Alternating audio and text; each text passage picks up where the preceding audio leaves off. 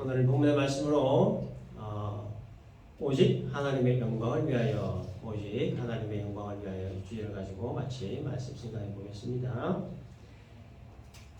로마 병사 16명의 그 철통 같은 수비에도 불구하고 베드로는 사라졌습니다. 이 사실을 보고받은 이 헤롯은 19절에서 보니까 파수꾼들을 신문하고 죽이라 명을 내립니다. 당시에 로마 군사법에는 유스타니우스라고 하는 법이 있었는데, 죄수에게 어떤 사고가 생기거나 혹은 탈출을 하거나 하는 그런 경우에 그 죄수를 감시하던 군인이 그 죄수의 형벌을 대신 받는 법이었습니다. 그래서 헤롯이 이 군사법으로 파수꾼들을 죽이라 명했던 겁니다.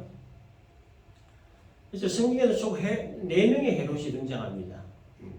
그래서 첫 번째 헤롯은 예수님 탄생하셨을 때 2살 아래 유아들을 다 죽이라 명했던 헤롯이죠. 두 번째 헤롯은 이 세례 요한의 목을 베어 쟁반에 담은 주었던 헤롯 안티파스입니다. 그 다음에 세 번째 헤롯은 오늘 본문에 등장하는 헤롯 아그리파 1세입니다. 그리고 네 번째 헤롯은 사도행전 저 뒤쪽에 가면 또 헤롯 아그리파 2세가 이렇게 또 등장을 합니다. 이들은 모두 에서의 후손입니다. 그래서 야곱과 에서는 쌍둥이 형제고 에서가 형이죠. 그래서 에서는 사냥을 좋아하고 또 바깥 활동을 좋아하는 외향적 성향을 가진 인물이었고, 또 야곱은 집에 있는 것을 좋아하고 요리하는 것을 좋아하는 내향적 성격을 가진 그런 인물이었습니다. 그래서 사냥을 끝내고 허기가 져서 돌아온 이 에서가 죽을 쓰고 있는 동생 야곱에게 죽 한 그릇 달라 요구했죠. 그래서 야곱은 죽 한 그릇 줄 테니까 장자권 내게 파시오 이렇게 요구합니다. 그래서 장자권의 가치를 모르던 이 에서는 죽 한 그릇에 그 장자권 팔아버리고 말았습니다. 그래서 이것에 대해서 성경은 창세기 25장 34절 보니까 에서가 장자의 명분을 가볍게 여겼다 이렇게 기록되어 있습니다.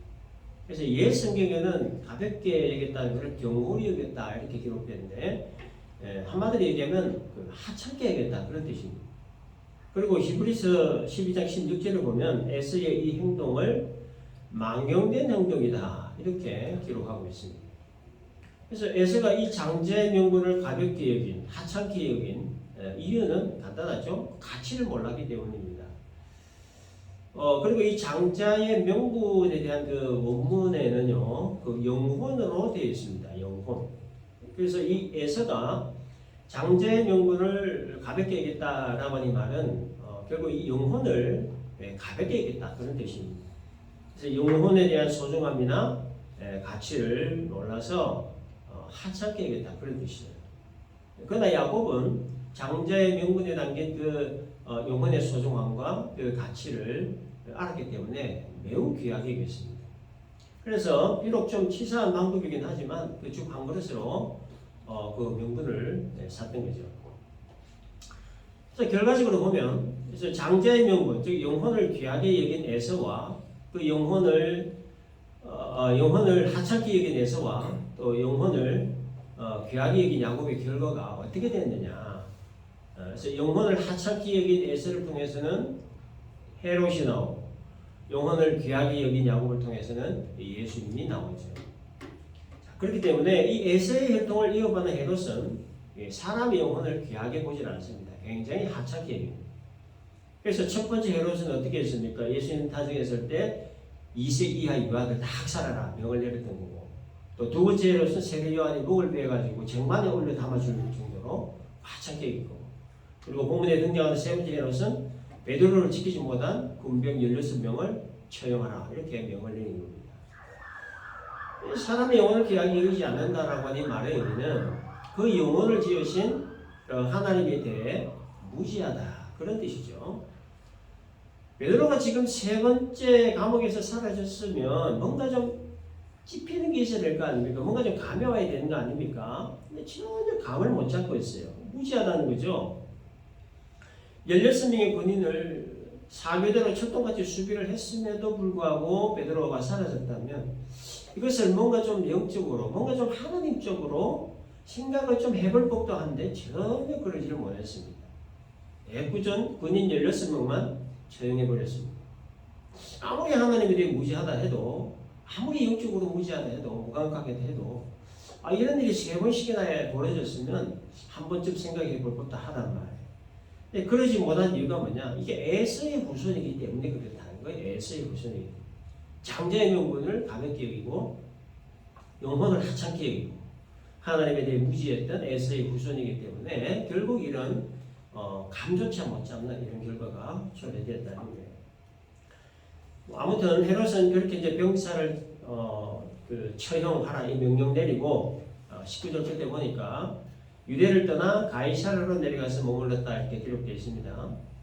가이사라라고 하는 동네는 원래 굉장히 낡은 도시였습니다. 근데 이제 황제의 그 마음을 사기 위해 헤롯이 새롭게 재건한 도시가 가이사라였습니다. 그래서 폐허처럼 낡은 도시를 화려한 도시로 재건해서 로마 황제 가이사에게 이 바친 도시가 이 가이사라였습니다. 업적이었죠. 그래서 병사들 그 처형 명령을 내린 뒤에 헤롯이 가이사라에 내려간 그 이유에 대해 역사학자 그 요세푸스의 그 기록에 의하면 이때가 로마 황제 가이사의 생일이 있는 기간이기 때문에 황제의 그 생일 기념 행사에 참석자 같다라고 전해집니다. 그리고 20절 보면 헤롯이 두로와 시돈 사람들에게 노여워했다는 기록이 있습니다. 헤롯이 두로와 시돈 사람들 대단히 노여워하니 그들의 집안이 왕국에서 나는 양식을 먹는 까닭에 한 마음으로 거기에 나와 왕의 침수 맡은 신하 블라스도를 설득하여 화목하기를 정했다 이렇게 기록이 있죠. 두로와 시돈은 그 솔로몬이 성전을 지을 때 그 백향목이나 잣나무 그리고 금과 같은 것들을 이렇게 제공을 할 만큼 자원이 굉장히 풍부한 도시였습니다. 그런데 이 도시에서는 식량이 생산이 되지 않았습니다. 그래서 이 헤롯이 이 식량 공급권을 가지고 두로와 시돈 이 사람들을 이렇게 딱 쥐고 있었던 거죠. 그래서 이 두로와 시돈 사람들이 이 식량 공급원을 이렇게 세웠는데 그 사람 이 이름이 20절 끝에 기록되어 있는 블라스도였습니다.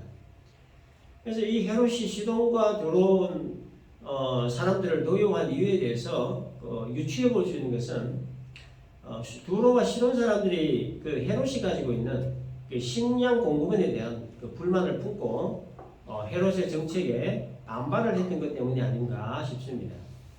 그래서 헤롯이 이 생명과 직결되는 이 식량을 가지고 시돈과 그 두로 사람들을 막 치고 흔드니까 이 정책에 대해서 이제 반발을 했던 것 같은데 이 사실을 안 이 헤롯이 식량 공급 정책에 반발하는 이 두로와 시돈에 크게 노해서 아마도 식량 공급을 중단하는 조치를 내렸지 않나 이렇게 추론을 하는 거죠.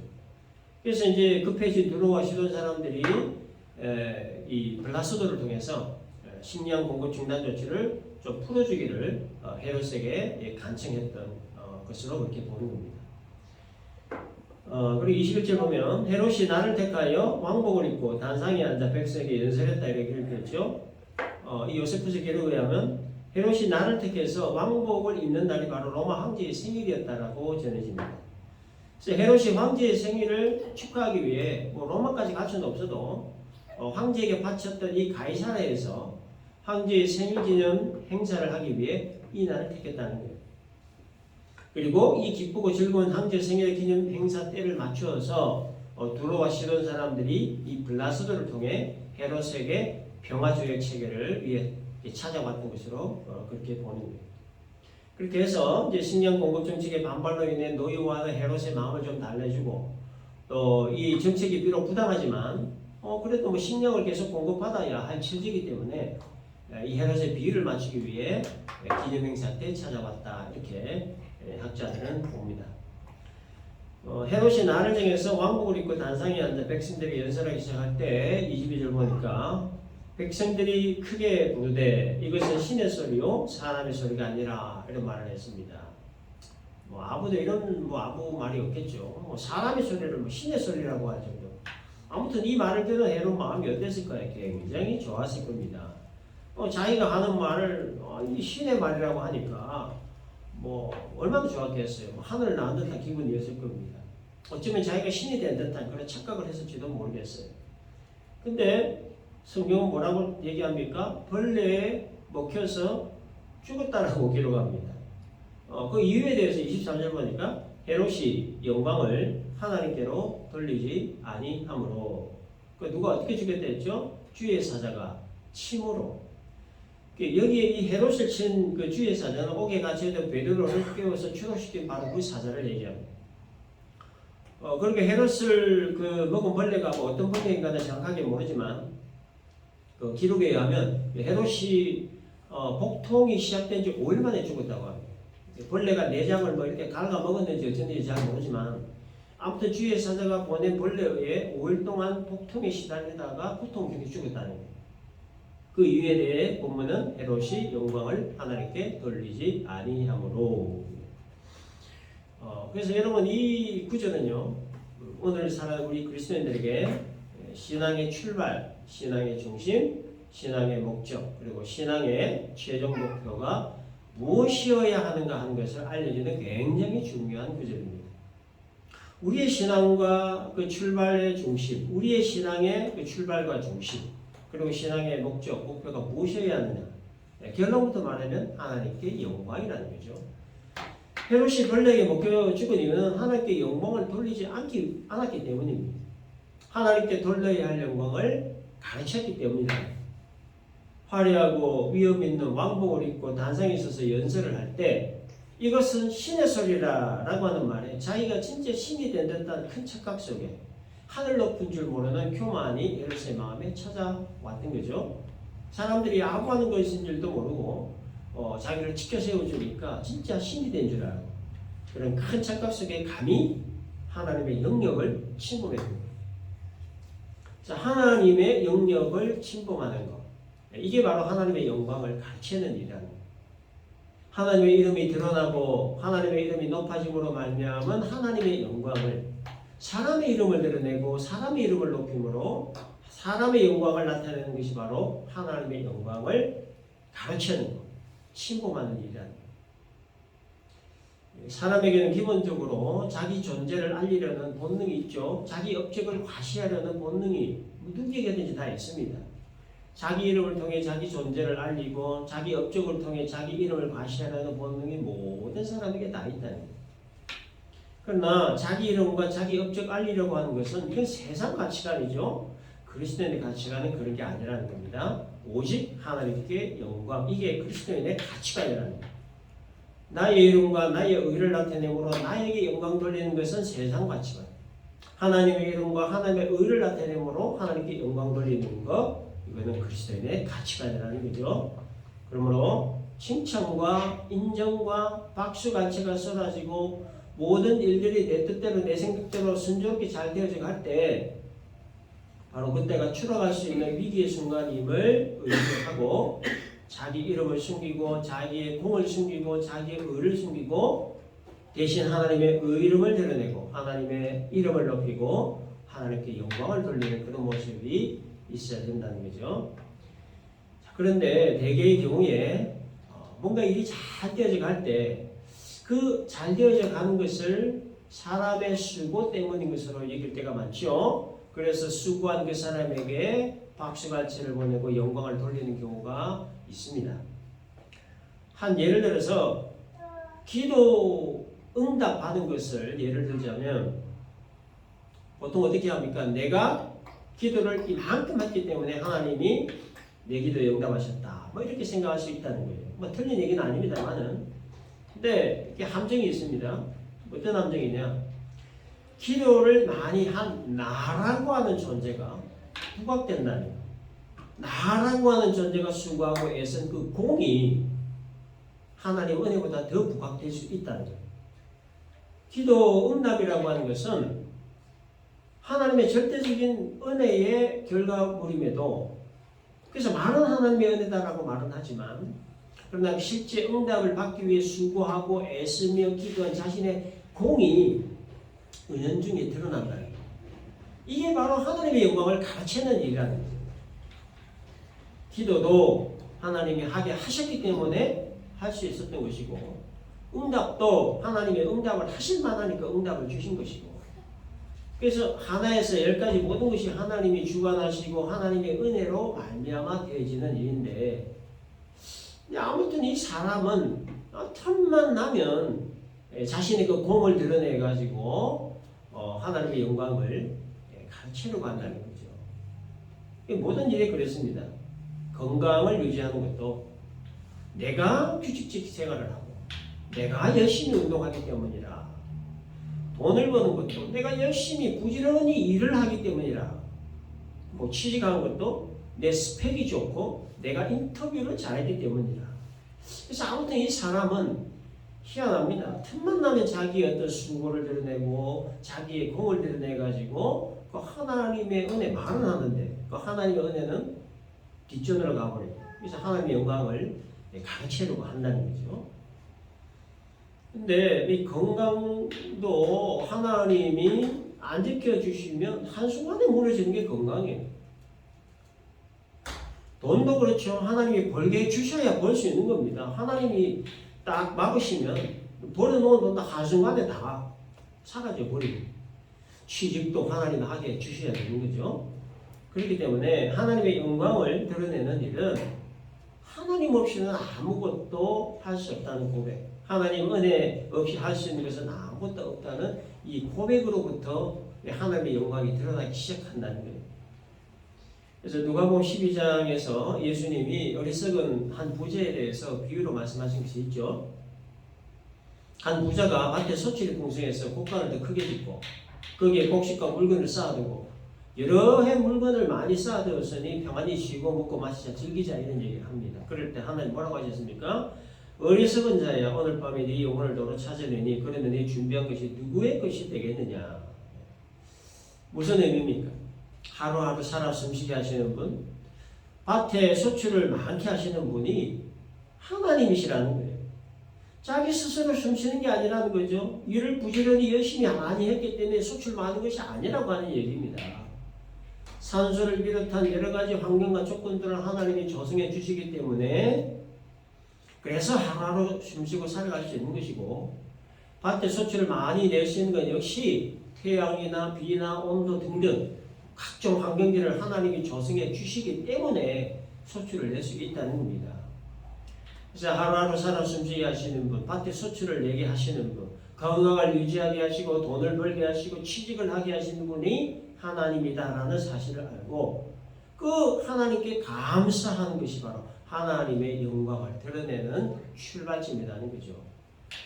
그렇기 때문에 보이지 않는 하나님의 손길을 보는 눈이 있어야 합니다. 내 생명 누가 지키냐? 내 건강 누가 지키냐는 거예요. 내 가정 지키시는 분이 누구냐는 거죠. 내 생업을 지키시는 분이 누구냐? 보이지 않는 하나님의 손길. 이 하나님의 손길을 확실히 볼 수만 있다면 우리는 감히 내 이름을 드러내려고 하거나 나의 공을 드러내려고 하는 그런 어리석은 일을 하지 않게 될 수 있다라는 겁니다.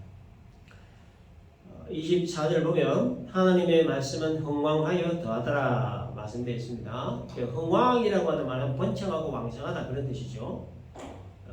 피박을 피해 지금 피신을 해 있는 위기적 상황, 열악한 상황 속에서 하나님의 말씀은 더욱더 힘이 넘치고 생동감 넘치게 확산되어질 것 같다 이런 뜻이죠. 그래서 하나님의 말씀이 흥왕하여 더하여 간 이유는 아주 간단합니다. 말씀 자체의 생명이기 때문입니다. 그리고 그 생명의 말씀은 하나님이시기 때문입니다. 따라서 생명의 말씀, 하나님의 말씀을 막을 수 있는 것은 아무것도 없다는 거죠. 하나님의 말씀의 초점이 구원에 맞춰져 있기 때문입니다.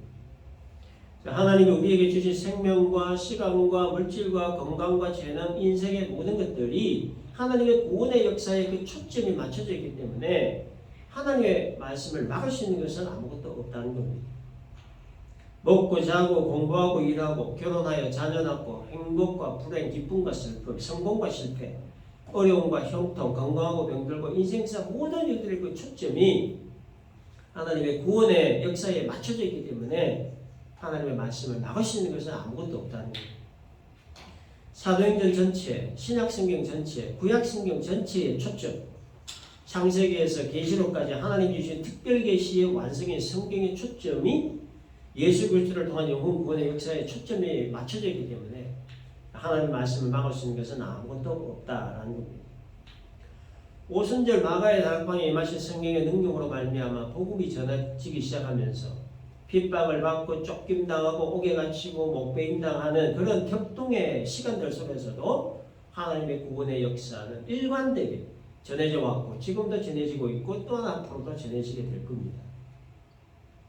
유대 베들레헴에서 초라하게 오신 예수님으로부터 시작된 하나님 나라 이 천국 복음은 수없이 많은 핍박과 환난도 막지 못했고 채찍도 막지 못했고 조롱도 막지 못했고 십자가 사형틀도 막지 못했고 16명의 군인이 지키는 감옥도 막지 못했고 헤롯도 막지 못했고 죽음도 막지 못했고 그래서 복음은 오히려 더 공황해져가고 있다는 것. 이것이 바로 역사의 초점이 예수 그리스도를 통한 영혼 구원에 맞춰져 있기 때문이라고 하는 겁니다. 그러므로 사람이라고 하는 존재는 아무것도 아니라고 하는 겁니다. 물론 존재론적인 측면에서 인간은 하나님의 형상대로 지음받은 존귀한 존재죠. 특별히 예수의 피값으로 사신받은 그리스도인은 더더욱 존귀한 존재지만 그러나 사역적인 측면에서의 인간은 그저 하나님의 도구일 뿐이라는 겁니다. 하나님의 구원의 역사에 사용되는 도구, 선한 도구든 악한 도구든 사람은 하나님의 구원의 역사에 사용되는 도구일 뿐이라고 하는 겁니다. 그러므로 사람의 이름이나 사람의 공로나 업적이나 사람의 의는 철저하게 가려져야만 되는 겁니다. 사람의 이름이나 공로나 의를 드러내는 것은 하나님의 영광을 가로채는 일이기 때문입니다. 그래서 하나님께 영광을 올려드리기 위해서 하나님의 이름만 드러내고 하나님의 의만 드러내야 한다라는 거예요. 사람을 지으신 궁극적 목적에 대해 이사야서 43장 21절에서 이렇게 말씀합니다. 이 백성은 내가 나를 위하여 지었나니 나를 찬송하게 하려 함이라.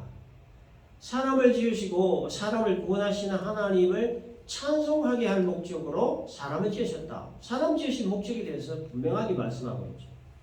그래서 사람을 지으신 분이 하나님이라는 사실을 알고 사람을 구원하신 분도 하나님이라는 것도 알고 그 사람을 지으시고 구원하시기 위해 하나님이 하신 일들을 찬송하고 감사하는 것, 이게 바로 하나님의 영광을 드러내는 일이다라고 하는 겁니다. 그리고 웨스트민스터 서유리 문답지 1분 1답에서 또 이렇게 말합니다. 사람의 제일되는 목적은 하나님을 영화롭게 하고 영원토록 그분을 즐거워하는 것이다. 사람이 지음받은 목적, 구원받은 목적, 인생의 궁극적 목적은 하나님을 영화롭게 하는 거라는 거죠. 하나님의 영광을 드러내는 일이라고 하는 겁니다. 그래서 고린도전서 10장 31절에서 바울은 너희가 먹든지 마시든지 무엇을 하든지 다 하나님의 영광을 위하여 하라 이런 말을 했던 겁니다.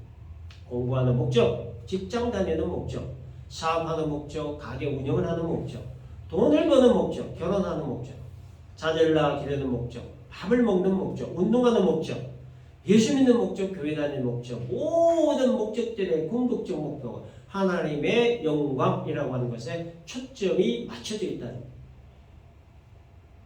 좋은 대학에 들어가서 좋은 성적으로 졸업하여 좋은 직장 얻는 거, 직장 생활 잘해서 승진하는 거, 사업 잘해서 많은 돈 버는 거, 사랑하는 사람과 결혼하고 아이나 기르면서 아이가 커가는 과정 보면서 기쁨, 보람 느끼는 거, 이것이 일반적인 인생의 목적이고 목표는 될 수 있겠지만 그러나 이것 자체가 인생의 궁극적 목적이나 목표는 아니라는 것이 성경이 말하는 가르침이고 우리 그리스도인의 삶이라는 거예요. 먹든지 마시든지 무엇을 하든지 다 하나님의 영광을 위해서, 이것이 바로 그리스도인의 궁극적 목적이자 목표라고 하는 것이 성경의 가르침입니다. 그래서 그리스도인이 세상 사람들과 다른 점이 바로 이거예요. 세상의 사람들은 인생의 목적이나 목표가 다 자기 자신에게 그 초점이 맞춰져 있어요. 근데 그리스도인은 그게 아니라는 거죠. 하나님의 영광에 초점이 맞춰져 있다는 거예요. 그렇기 때문에 그리스도인의 공통의 신앙 고백이 뭐냐? 갈라디아 2장 20절이라는 거죠. 내가 그리스도와 함께 십자가에 못 박혔나니 그런즉 이제는 내가 사는 것이 아니요 오직 내 안에 그리스도께서 사시는 것이라. 이제 내가 육체 가운데 사는 것은 나를 사랑하사 나를 위하여 자기 자신을 버리신 하나님의 아들을 믿는 믿음 안에서 사는 것이다. 이것이 모든 그리스도인의 신앙의 공통의 고백이다. 그래서 그리스도인의 삶은 한마디로 오직 하나님의 영광을 위하여라는 겁니다. 근데 오직 하나님의 영광을 위한 삶은 이렇게 만만한 삶이 아닙니다. 상당히 어렵고 힘든 삶이죠. 외로움과 싸워야 되는 삶입니다. 그래서 이 삶에 대해 예수님은 좁고 험한 길이다 이런 표현을 하셨고, 좁고 험한 길이기 때문에 찾는 사람이 별로 없다 말씀을 하신 겁니다. 그러나 비록 좁고 험한 길이라서 힘들지만, 힘들어서 넘어질 때도 있고 주저앉을 때도 있지만, 그러나 이 길을 가게 하시기 위해 우리를 부르셨다는 하나님의 이 부르심의 목적과 목표를 우리가 잊어서는 안 된다는 거예요. 그래서 주님 오시는 그날까지, 내 생명 다하는 그날까지 오직 하나님의 영광을 위해 사는 삶이 그리스도인의 삶이다. 우리를 부르신 부름의 목적이고 목표라는 것을 항상 의식을 하면서 살아야 되는 겁니다. 자, 그렇다면 어떻게 사는 것이 하나님의 영광을 위한 삶일까? 소극적 삶이 있고 적극적 삶이 있어요. 소극적 삶은 하나님의 이름을 더럽히지 않는 삶, 적극적인 삶은 하나님의 이름이 거룩히 여김을 받도록 하는 삶입니다. 하나님의 이름을 더럽힌다는 말은 하나님의 이름을 망령되이 부르는 것을 말하는 거예요. 망령되이 부르는 거예요. 십계명 중에 세 번째 계명이 뭡니까? 너는 네 하나님 여호와 이름을 망령되이 부르지 말라는 거예요. 여호와의 이름을 망령되이 부르는 거. 이게 뭡니까? 이거는 자신의 유익을 위해 하나님의 이름을 이용하는 걸 말하는 거예요. 금전적인 유익을 위해, 혹은 좀 원색적인 표현입니다만 사기를 치기 위해, 거짓 맹세나 서약을 하기 위해 하나님을 이용하는 것, 이게 하나님 이름을 망령되이 부르는 거고, 이게 바로 하나님의 이름을 더럽히는 일이라는 거예요. 또 하나는 입술로는 하나님 이름을 부르지만 근데 실제 삶은 하나님과 전혀 무관한 삶을 사는 것, 이게 하나님의 이름을 더럽히는 겁니다. 하나님을 믿는 사람이 하나님을 믿지 않는 사람처럼 살면서 하나님의 이름을 남발하며 부르는 것, 이것이 바로 하나님의 이름을 망령되이 부르는 거고 하나님의 이름을 더럽히는 일이라는 거예요. 자칭 그리스도인이라고 하는 사람들 중에 하나님의 이름을 망령되이 부르고 욕되게 하는 경우가 얼마나 많은지 모릅니다. 욕심 많고 탐심 많은 사람도 많고요, 시기 질투가 많은 사람도 많고, 거짓말하고 사기치는 사람도 많고, 표독하고 거만한 사람도 많고, 아주 그냥 몰상식하고 이기는 사람도 많고, 한 입에 두 말 하는 사람 등등등. 이 하나님의 이름을 망령되이 부르는 자칭 그리스도인들이 이 교회 안에 얼마나 많은지 모릅니다.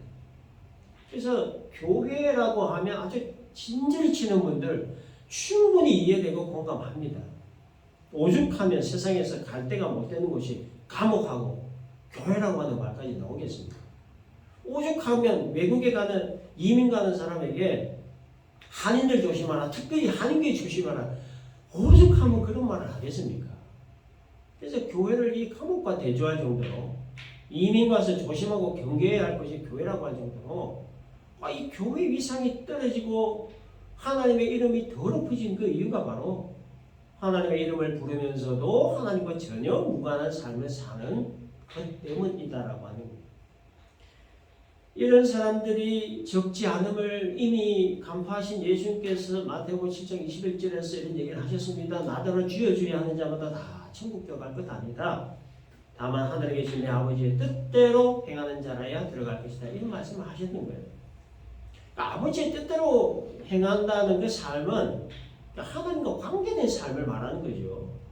그래서 하나님의 이름을 부른다면 하나님과 관계된 삶을 살아야 된다, 그런 의미의 말입니다.